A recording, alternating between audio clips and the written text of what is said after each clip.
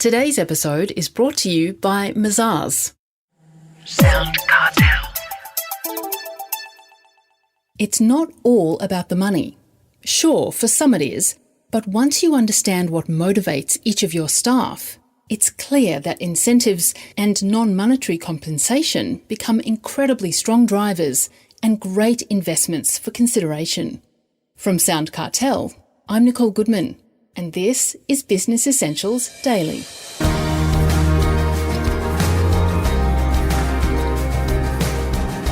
As we head into the tail end of the year, a lot of business owners are thinking, or perhaps getting hints, about what salary to offer their staff in 2021.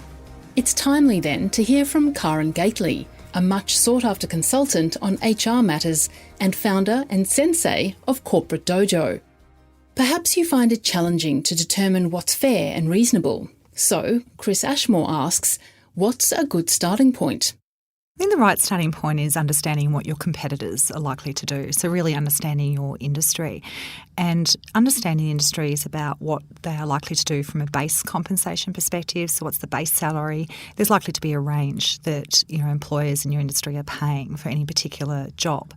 Then it's about determining, okay, where within that range should I be paying a particular individual based on obviously their level of experience and performance in their job. And then it's thinking about, what's the mix of benefits that somebody is likely to receive. And, obviously the common ones are receiving a bonus incentive on top of their base salary, but it might also include things like access to vehicles or, other benefits unique to a particular industry. So, you need to get out there and talk to the right people, often industry groups, often recruitment consultants that specialise in your industry are a great place to start to ask those questions. Is it simply a matter of reflecting the pay scale of other companies in your industry, though? Well, I think you need to start with understanding what that pay scale is and then what's your positioning. So, for somebody who has, say 3 years experience in the job, who's performing at a solid level, then how competitive do you want to be relative to your competitors? So do you want to pay at the 50th percentile of the market, for example, which would mean that half of your competitors will pay more and half will pay less. Often organisations will have a strategy that says, for most people, that's where we'll position our salaries. But for a top performer who we really do want to either attract or obviously ultimately retain, we're going to target the 75th percentile of that market range. So again, there's no fixed number that someone should earn for a particular job. It just really comes down to, how hard do you want to work through pay practices to both get them into your business and then keep them there. A lot of employees are paid incentives, particularly sales staff. How do you get the blend of fixed versus variable reward right? So again, it's about understanding, who you're competing with, as we've already said. Then it's about understanding, well, what level of incentive do we want to provide? So in other words, what level of upside do we want to make available to somebody? So, again, a lot of organisations will think about this in terms of the seniority of roles as well as the nature of the roles. So clearly a sales role is more likely to have a bigger variable component with a bigger upside opportunity, whereas an administration role, for example, may have the vast majority of the salaries, in fact, fixed with a smaller variable component.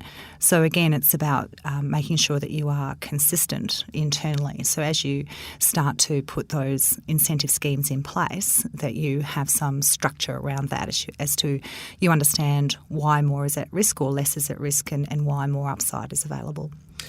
Now, you say you should leave room for movement. What do you mean by that? Often what I see is employers being tempted to throw as much as they have available in the bucket at somebody, so they have a candidate and the candidate is already walking into an opportunity where it's quite a big step up for them. And employers will still be really keen to pay them at the top end of the market. And I constantly find myself having the conversation about hold just a little bit back, because this person, particularly if they're ambitious and they want to grow and they want to feel a sense of movement and progress, they're going to be asking for a pay pay movement. They're going to be asking for a pay rise in 12 months' time. And if we're already paying somebody at the top end and, there's nowhere to go, that can get difficult to actually then manage those career steps. So clearly we're not holding back to be unfair or to give people as little as possible. It's not the case at all. We need to be paying what we need to pay to be fair and competitive. But just don't overpay people, hold some back so you can actually give them something down the track when they've earned it. Are there any circumstances, even after a staff member or manager has achieved his or her KPIs, that you wouldn't reward that person? Absolutely. I think when somebody is behaving in ways that are unethical, for example, behaving in ways that are harmful to the organisation's culture or to other people's health and well-being, then I think we need to take a very firm stance and we need to put our money where our mouth is. If we say that we want a respectful cultural environment, for example, then rewarding people who behave like bullies is just not okay. That's clearly sending a strong signal to your entire workforce. That's actually what you value, is the outcome as opposed to the behaviour and what its impact is on the rest of the team. So, I think, again, we need to set very clear expectation that in order to access your incentives, you need to behave at a standard of professional conduct that is acceptable. So, again, I think those can be tough decisions that employers make, but very necessary decisions to really create that cultural environment we want. That was Corporate Dojo founder and sensei, Karen Gately.